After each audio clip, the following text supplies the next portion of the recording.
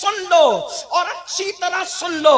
आजकल के नौजवान लड़के या दौलतमंद लोग ये सोचते हैं मौलवी साहब आपको क्या पड़ी है, आप दौलत हमारी है, माल हमारा है, जवानी हमारी है, ताकत हमारी है, अगर हम बुरे काम करते हैं आपका क्या बिगड़ता है, हमारा क्या बिगड़ता है। सुन लो, अल्लाह और रसूल ने जिम्मेदारी दी है कौम के उलमा को, कौम के दानिश्वरों को, अल्लाह के रसूल के सच्चे उम्मतियों को, कि बल्कि हर मोमिन को ये जिम्मेदारी है जब तुम बुराई को देखो उसे रोको, जबान से रोको, बल्कि पहले तो हाथ से रोको, ताकत से रोको, जबान से रोको, और अगर जबान से भी नहीं रोकते तो कम से कम दिल में बुरा जानो, और जो दिल में बुराई को बुरा जानता है ये उसके कमजोर ईमान की अलामत है। अब मुझे बताओ, जब तुम बुराई को बुरा जानोगे तो ये कमजोर ईमान की अलामत है, और जो बुराई को बुरा भी ना जाने तो क्या उसका ईमान चला तो नहीं गया, उसके ईमान का तोता उड़ तो नहीं गया, ईमान का परिंदा उड़ तो नहीं गया। अब मुझे बताओ मेरे भाइयों, आप कहते हैं माल मेरा है, तकलीफ आपको क्या है, जान मेरी है, तकलीफ आपको क्या है, तो सुन लो, अच्छी तरह सुन लो, कुएं में गिरने वाले को बचाने की जिम्मेदारी देखने वाले पर है कि नहीं है। सड़क हादसे में अगर कोई बस से टकराने जा रहा हो तो बोलो बचाना अखलाकी फरीजा है कि नहीं है। अरे नादान, बस से टकराएगा तो उतना नुकसान नहीं होगा, अल्लाह अकबर, कुएं में गिरेगा उतना नुकसान नहीं होगा, लेकिन अल्लाह रब्बुल इज्जत की नाफरमानी करेगा तो इतना बड़ा नुकसान होगा कि उस नुकसान से तुझे कोई नहीं बचा सकता। आओ आपको बताऊं, इंसान को अल्लाह जब कोई नेमत देता है, इंसान को अल्लाह जब कोई ताकत देता है, इंसान को अल्लाह तबारक व तआला जब किसी नेमत से नवाजता है तो अल्लाह तबारक व तआला नेमत देने के बाद वो नेमत देने वाला खुदा एक कंडीशन रखता है कि नेमत पाने के बाद अगर तुम मेरी नाफरमानी नहीं करोगे, कंडीशन ये है, नेमत पाने के बाद अगर तुम मेरी नाफरमानी नहीं करोगे तो मैं नेमत में इजाफा कर दूंगा, नेमत को बढ़ा दूंगा। कुरान उस मजमून को यूं बयान करता है, लइन शकरतुम लाज़ीदन्नकुम, कि जब तुम मेरी नेमतों पे शुक्र करोगे, तो शुक्र का मतलब सिर्फ अल्हम्दुलिल्लाह कहना नहीं है, बल्कि शुक्र का मतलब ये है कि जब अल्लाह तुम्हें नेमत दे तो उस नेमत का तुम मिसयूज न करो, ये शुक्र है, तुम उसका गलत इस्तेमाल न करो, ये शुक्र है। और अगर इंसान नेमत पाने के बाद जब उस नेमत का मिसयूज करता है, गलत इस्तेमाल करता है, अल्लाह की नाफरमानी करता है, तो फिर अल्लाह उस नेमत को बहुत दिनों तक तुम्हारे पास रहने नहीं देता, बल्कि अल्लाह उस नेमत को छीन लेता है। नेमतों में बहुत सी नेमत है, मैं एक नेमत का जिक्र करूं, नेमतों के अंदर बहुत बड़ी नेमत है माल। माल अल्लाह की अता है, माल अल्लाह रब्बुल इज्जत की बहुत बड़ी अता है। माल होता है तो इंसान सदका भी देता है, माल होता है इंसान हज भी करता है, माल होता है इंसान मस्जिदें भी बनाता है, माल होता है इंसान मदरसे भी बनाता है। गर्ज के माल बुरी चीज नहीं है, कुछ लोग माल को बुरा समझते हैं, मैं समझता हूँ कि गालिबन उनको मुकम्मल तौर पर इस्लाम की तालीमात पर उनकी नजर नहीं है, इसलिए वो माल को बुरा समझते हैं। अगर माल बुरा होता तो उस्मान गनी इसी माल से 2 मरतबा जन्नत क्यों खरीदते। आप जानते हैं कि माल, अल्लाह अकबर, अगर फिरौन के पास गया तो उसने फिरौन को जहन्नम का कुंदन बना दिया, जहन्नम का ईंधन बना दिया, अल्लाह अकबर, जहन्नम का ईंधन बना दिया। कुंदन क्या बनता, ईंधन बना दिया। नमरूद के पास गया, उसको जहन्नम का ईंधन बना दिया। बुख्त नस्र के पास गया, उसको जहन्नम का ईंधन बना दिया। शद्दाद के पास गया, उसको जहन्नम का ईंधन बना दिया। लेकिन वही माल जब सैयदना उस्मान गनी के पास आता है तो उस्मान गनी 2 मरतबा उसी माल से जन्नत खरीदते नजर आते हैं। और अल्लाह के रसूल ने किसी सहाबी को वो नहीं फरमाया जो सैयदना उस्मान गनी को फरमाया। जब सरकार उस्मान गनी ने 300 ऊंट माल से भरकर जंग तबूक के मौके पर चंदे के तौर पर इस्लाम को पेश किया तो मेरे आका ने इरशाद फरमाया, आज के बाद उस्मान कुछ भी करे उसको कोई अमल नुकसान نقصان نہیں پہنچائے گا، عثمان کچھ بھی کرے اللہ اس کو جنت ہی عطا فرمائے گا۔ اندازہ فرمائے یہ مال کی برکت ہے میرے بھائیوں، مال سے آپ نے جنت خریدی ہے۔ اسی طریقے سے آقا ارشاد فرماتے ہیں من بنا للہ مسجدا بنا اللہ لہ بیتا فی الجنہ، کہ جو اللہ کے لیے مسجد بناتا ہے اللہ اس کے لیے جنت میں محل بناتا ہے۔ بھائیوں بتاؤ اگر انسان کے پاس مال نہ ہو تو کیا وہ مسجد بنا سکتا ہے؟ وہ مسجد کی تعمیر کر سکتا ہے؟ نہیں، ہرگز تعمیر نہیں کر سکتا۔ اسی طریقے سے حج کرنے جاؤ تو ہر قدم پہ نیکی ملتی ہے، حج کرنے والے کے تمام گناہ معاف ہو جاتے ہیں، حج کرنے والا گناہ سے ایسے پاک ہوتا ہے جیسے ابھی اپنی ماں کے پیٹ سے پیدا ہوا۔ بتاؤ کیا بغیر پیسے کے کوئی حج کر سکتا ہے؟ اللہ اکبر۔ اسی پر آپ قیاس کر لیں۔ اور ایک بات اور سن لیں، میرے آقا فرماتے ہیں صدقہ دیا کرو، اس لیے کہ صدقہ بلاؤں کو ٹال دیتا ہے، صدقہ بری موت سے بچا لیتا ہے، صدقہ انسان کو بری موت سے بچاتا ہے۔ جو چاہتا ہے کہ اللہ اس کو بری موت نہ دے اور بری موت سے اس کی حفاظت ہو تو آقا ارشاد فرماتے ہیں ایک ہاتھ سے صدقہ دو تو دوسرے ہاتھ کو خبر بھی مت ہونے دو۔ مال نہیں ہوگا تو کیا انسان صدقہ دے گا؟ تو یہ مال بہت بڑی اللہ کی نعمت ہے۔ اسی طریقے سے دوسری نعمت یہ جان اور جوانی جس کو کہتے ہیں، یہ بھی اللہ کی بہت بڑی نعمت ہے۔ اللہ اکبر۔ لیکن اب آئیے میں آپ کے سامنے ان دونوں نعمتوں کا ذکر کرنے کے بعد اب آپ سے پوچھنا چاہتا ہوں، مال سب چاہتے ہیں لیکن اللہ اکبر جب مال آتا ہے تو مال کا مس یوز کیا جاتا ہے، مال کا غلط استعمال کیا جاتا ہے۔ قرآن کہتا ہے ان اللہ اشتری من المؤمنین انفسهم واموالهم بان لهم الجنہ، کہ اللہ نے مومنوں کی جان کو، مومنوں کے مال کو جنت کے بدلے خرید لیا ہے۔ اب آپ سب کی توجہ چاہتا ہوں، پتا چلا ہماری جان ہماری نہیں ہے، ہمارا مال ہمارا نہیں ہے، جان بھی اللہ کی ہے، مال بھی اللہ کا ہے۔ اور اللہ اکبر، آج کل کے مسلمان اللہ اگر مال دیتا ہے تو مال کو اللہ کی راہ میں خرچ کرنے کی بجائے، گھبرائیے گا مت، میں کوئی چندے کی تمہید نہیں باندھ رہا ہوں، میں صرف آپ کے دلوں کی تطہیر کے لیے، آپ کی افکار کے تطہیر کے لیے کچھ پیغام پیش کرنا چاہتا ہوں۔ اللہ اکبر، آج کے مسلمانوں کے پاس جب مال آتا ہے، آج کے مسلمانوں کے پاس جب جوانی آتی ہے تو مال اور جوانی کا مس یوز کتنا ہو رہا ہے۔ اللہ اکبر، آج پوری دنیا کے اندر جتنے جرائم، جتنے پاپ قوم مسلم کر رہی ہے، اتنے جرائم دنیا کی کوئی قوم کرتی نظر نہیں آتی۔ کتنے افسوس کی بات ہے، میں دلیل کے ذریعے سے اس کو ثابت کروں گا۔ اسی ہندوستان میں دیکھ لیں، ہندوستان کے اندر اللہ اکبر رمضان شریف کی کوئی اہمیت کیا دوسری قوموں کے نزدیک ہے؟ ہرگز نہیں۔ رمضان شریف کی اہمیت صرف مسلمانوں کے نزدیک ہے، دوسری قومیں رمضان شریف کا احترام نہیں کرتی، اس کی عزت نہیں کرتی۔ بہتوں کو تو پتا بھی نہیں کہ رمضان شریف کیا ہے۔ لیکن ایک بات پر ہمیشہ غور کرنا، توجہ کرنا، ایک بات پر ہمیشہ غور کرنا کہ اللہ اکبر جتنی نئی فلمیں آتی ہے، کوئی بھی نئی فلم رمضان شریف کے اندر نہیں آتی ہے، یا تو رمضان شریف سے پہلے آتی ہے یا تو رمضان شریف کے بعد آتی ہے۔ آپ ہمیشہ غور کرنا، کوئی بھی نئی فلم آپ کو کبھی رمضان شریف میں، ہندوستان کی بات کر رہا ہوں جہاں مسلمان لوگوں کے کہنے کے مطابق صرف 25 کروڑ مسلمان ہیں، آپ مجھے بتائیں دنیا دوسری قومیں ہم سے 4 گنا زیادہ، یعنی دوسری قومیں 100 کروڑ ہے اور ہم ہندوستان میں لوگوں کے کہنے کے مطابق، حالانکہ اگر سچائی سے گنا جائے تو الحمدللہ ہم 30 کروڑ سے بھی زیادہ اس ملک کے اندر، اس ملک میں ہم 30 کروڑ سے بھی زیادہ، لیکن چلے جو لوگ کہتے ہیں وہی کہتا ہوں، 25 کروڑ مسلمان اس دنیا، اس ہندوستان میں رہتے ہیں، 100 کروڑ دوسرے سب مل کر کے رہتے ہیں۔ آپ سے پوچھتا ہوں رمضان شریف میں نئی فلم کیوں نہیں آتی ہندوستان میں؟ رمضان شریف سے پہلے ہی کیوں آتی ہے؟ رمضان شریف کے بعد ہی کیوں آتی ہے؟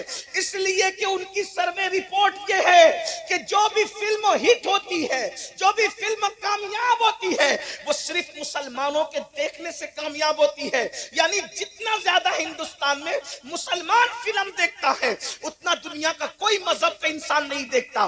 ہر مذہب کا آدمی زیادہ سے زیادہ سیٹرڈے یا سنڈے کو فلم دیکھنے جاتا ہے، لیکن یہ مسلمان ہے۔ اللہ اکبر، بتاؤ مسلمانوں، احساس کرو، جس قوم کے پاس قرآن نہیں وہ صرف چھٹی کے دن فلمیں دیکھتے ہیں، اور جس قوم کے پاس قرآن ہے، جس قوم کے پاس رحمان کا رشتہ ہے، جس قوم کے پاس آمنہ کے لال محمد ایسا نبی ہے، وہ قوم کس قدر فلموں میں ڈوب گئی، کس قدر وقت کا مس یوز کر رہی ہے، وقت کا غلط استعمال کر رہی ہے، جوانی کا غلط استعمال کر رہی ہے، دولت کا غلط استعمال کر رہی ہے، کہ فلمیں سب سے زیادہ کوئی دیکھ رہا ہے تو وہ قوم مسلم ہے، جوا سب سے زیادہ کوئی کھیل رہا ہے تو وہ قوم مسلم ہے، نشہ سب سے زیادہ اگر کسی کے محلے میں ہے تو وہ قوم مسلم ہے۔ عورتوں پر اللہ اکبر گندی نگاہ کے حوالے سے جتنا زیادہ بگاڑ ہمارے معاشرے میں ہے شاید ہی کسی کے معاشرے میں ہو، مگر سن لو اور اچھی طرح سن لو، آج کل کے نوجوان لڑکے یا دولت مند لوگ یہ سوچتے ہیں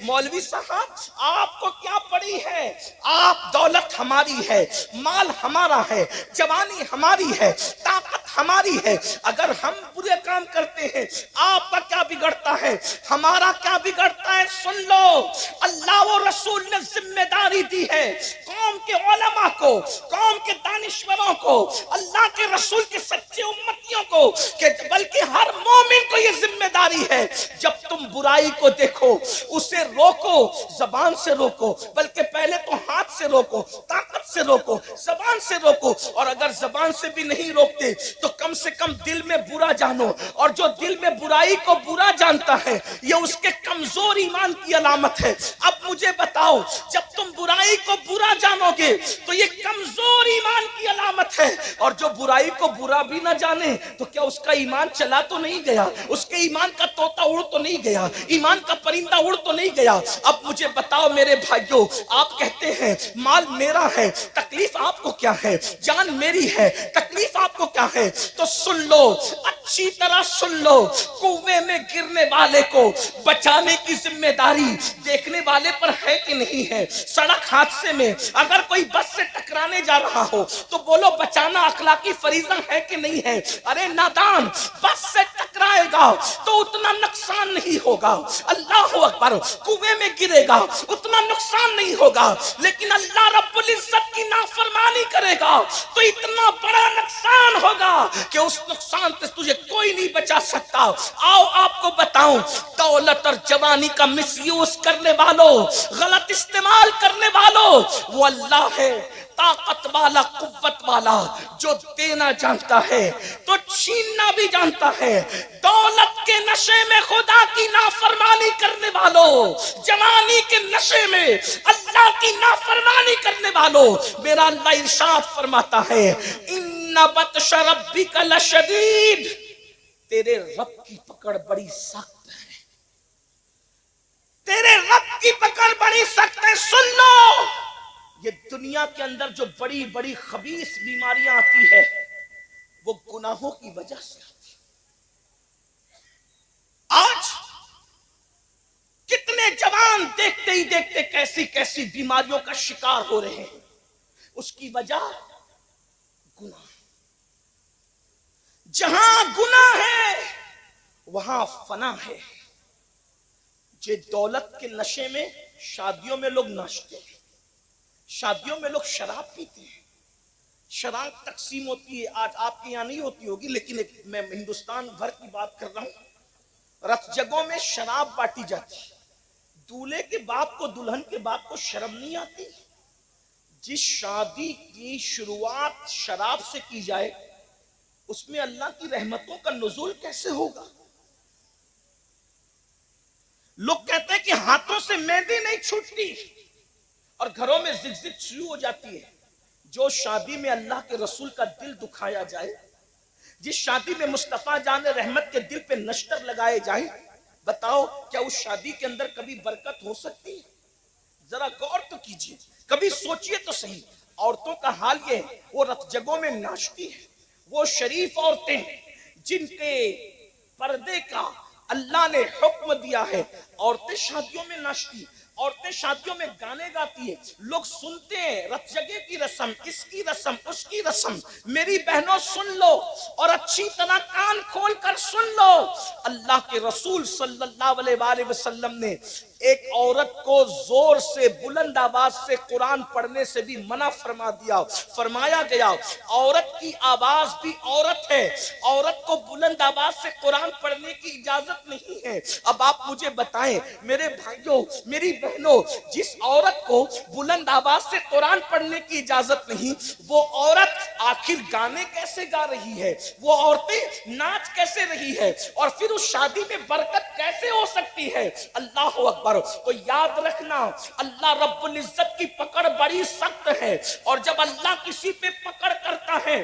اس کے گناہ کی وجہ سے تو دنیا کی کوئی طاقت بچا نہیں سکتی۔ میرے بھائیوں آج لوگوں کا یہ ذہن بنتا جا رہا ہے، ارے مولانا آخرت میں جو ہوگا دیکھا جائے گا۔ میرے بھائی اللہ آخرت میں جو پکڑ کرے گا وہ تو کرے گا، گناہ کی وجہ سے دنیا میں بھی اللہ پکڑ کرتا ہے۔